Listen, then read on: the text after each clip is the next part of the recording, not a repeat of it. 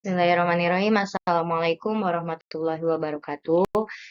Di sini saya akan menjelaskan tentang analisis perusahaan GDID. Saya Priawit Karunia Ningsi dengan NIM 202304101193. Saya dari kelas manajemen. Saya di sini akan menjelaskan tentang profil GDID. GDID adalah perusahaan e-commerce di Indonesia yang beroperasi sejak Oktober 2015. Perusahaan ini merupakan anak perusahaan dari JD.com, perusahaan retail online terbesar di Cina. GDID memiliki struktur organisasi yang terbagi menjadi dua payung perseroan. Yang pertama ada PT Jingdong Indonesia Pertama atau GIP dan PT Retail Bersama Nasional atau RBN. Perusahaan ini merupakan memiliki logo dengan maskot Joy dan bentuk tiga dimensi dan slogannya Make Joy Happen. GDID telah meninggalkan pasar dagang L Indonesia pada tanggal 31 Maret tahun 2023 dan sudah berhenti menerima pesanan mulai 15 Februari 2023. Selanjutnya, faktor-faktor kegagalan GDID dalam menghadapi persaingan yaitu adalah yang pertama ada kebangkrutan GDID disebabkan oleh kalah dalam persaingan pada industri yang sama, yaitu keterlambatan memasuki pasar, tampilan UI dan UX yang kurang ramah, kegagalan dalam operasional kerja karena terputusnya pasokan dana dari investor. Selanjutnya, pengelolaan manajemen keuangan yang tidak efektif. Yang tidak efektif di sini disebabkan oleh keputusan investasi yang buruk dan kemungkinan kegagalan dalam mengelola aliran kas serta pengeluaran yang tidak terkendali. Yang ketiga, kurangnya loyalitas konsumen yang hanya didasari promo dan diskon sementara. Jadi, GDID ini hanya memproduksi promo dan diskon itu sementara. Jadi ke beberapa konsumen saja, tidak menyeluruh dan tidak teratur seperti itu. Ya, harga produk yang lebih mahal dibandingkan pesaing yang lainnya. Jadi harga ini sangat berpengaruh bagi konsumen. Konsumen sebelum membeli sesuatu pasti menimbang-nimbang harga yang sesuai dengan budget mereka atau kualitas dari produk seperti itu. Maka JDID ini mengalami kegagalan karena harga produknya ini lebih mahal daripada pesaing, sedangkan kualitasnya sama. Ataupun kualitas dari produk lain ini hampir sama oleh JDID, tetapi harganya tidak jauh beda gitu. Dan selanjutnya yang kelima, tidak bersaing dengan pemain besar model C2C yang layanannya lebih lengkap.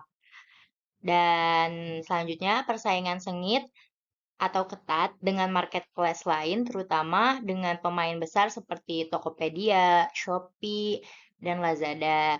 Jadi ada persaingan sengit antara toko-toko online yang lainnya yang sudah terkenal dan biasanya dipakai oleh konsumen pada zaman sekarang, seperti Tokopedia, Shopee, dan Lazada.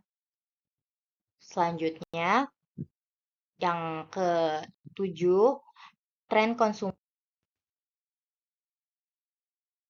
Tren konsumen yang berubah dengan permintaan konsumen yang beralih ke platform lain dan kecenderungan konsumen untuk mencari produk dengan harga yang lebih murah dan penawaran yang lebih menarik. Nah, jadi kan tadi ada marketplace lain kan yang sebelumnya dijelaskan.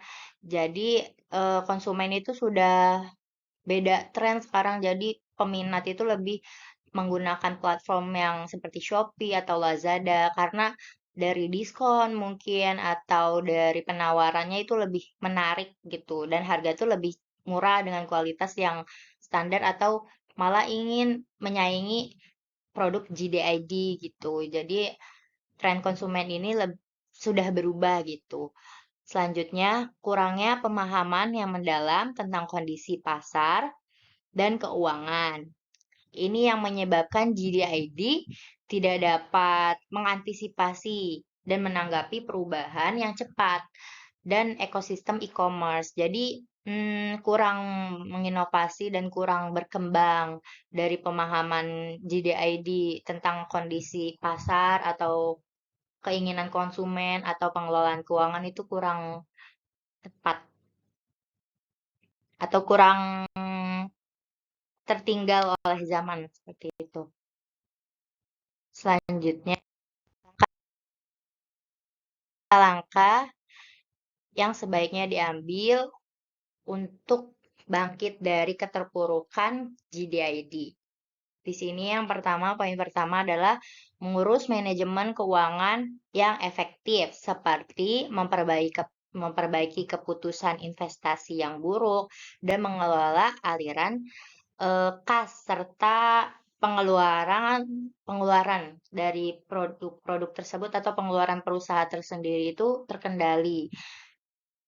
Selanjutnya poin yang kedua, kurangnya keterlambatan dalam memasuki pasar.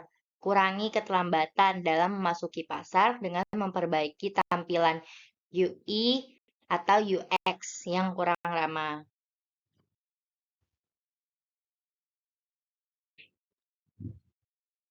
Poin yang ketiga adalah mengurangi kesulitan bersaing dengan pemain besar model C2C yang layanannya lebih lengkap. Jadi kita harus berusaha melayani konsumen agar puas gitu. Jadi layanan kita itu harus menjadikan mereka puas akan layanan kita gitu. C2C ya, dari model C2C harus lengkap gitu layanannya. Selanjutnya, mengurangi kesulitan bersaing dengan pemain besar, mengurangi harga produk yang lebih mahal dibandingkan pesaing. Jadi mengurangi harga produk yang lebih mahal dibandingkan pesaing. Jadi kita itu harus menyesuaikan harga dengan kualitas. Jadi di mana kita harus menguasai pasar, bagaimana pesaing itu mengelola produk itu dan menjadikannya kualitasnya yang bagus, tetapi dengan harga yang sesuai dengan minat konsumen. Jadi harga itu sangat berpengaruh. Kita harus menguasai pasar. Jika di pasaran harganya 40.000, maka kita juga harus melihat kualitasnya apakah itu sesuai dengan harga tersebut gitu. Jadi kita harus benar-benar menguasai pasar. Harga ini sangat berpengaruh. Dan yang kelima adalah mengurangi kekalahan dalam persaingan pada industri yang sama. Ya, jadi di mana kita harus menganalisis perusahaan-perusahaan lain ya. eh, Bagaimana cara mereka gitu dalam industri mereka, bagaimana menanggapi konsumen yang seperti ini, menanggapi konsumen yang eh, dengan kemauan yang seperti ini. Dari kekalahan itu kan kita bisa belajar evaluasi, adanya evaluasi gitu. Jadi mengevaluasi dari kekalahan yang sebelumnya gitu. Dan selanjutnya memperbaiki strategi pemasaran yang lebih agresif. Kan sebelumnya kan kita pemasaran itu pasif ya, jadi kita harus mengadakan pemasaran ini lebih agresif lagi, jadi lebih aktif gitu. Selanjutnya, memperbaiki pemahaman yang mendalam tentang kondisi pasar dan keuangan. Untuk apa? Untuk mengantisipasi dan menanggapi perubahan yang cepat pada ekosistem e-commerce. Jadi kita harus menguasai pemasaran yang ada di industri tersebut. Bukan hanya perusahaan sendiri, tetapi keseluruhan agar kita mengerti dari evaluasi setiap industrinya gitu. Dan kita juga bisa mm, membuat inovasi atau menyesuaikan dengan kondisi atau minat konsumen.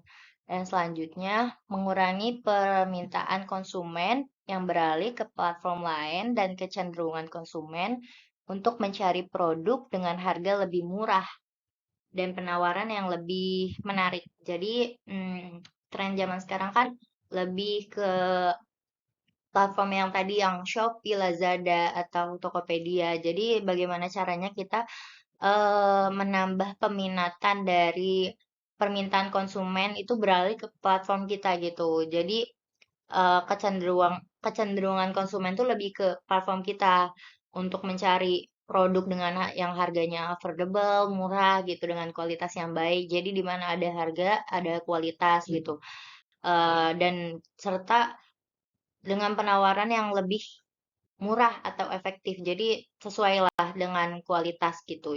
Tidak kemahalan atau tidak kemurahan gitu. Jadi konsumen tuh lebih tertarik dengan platform kita. Ini yang selanjutnya ada referensi dari profil GDID serta kegagalannya dan evaluasinya.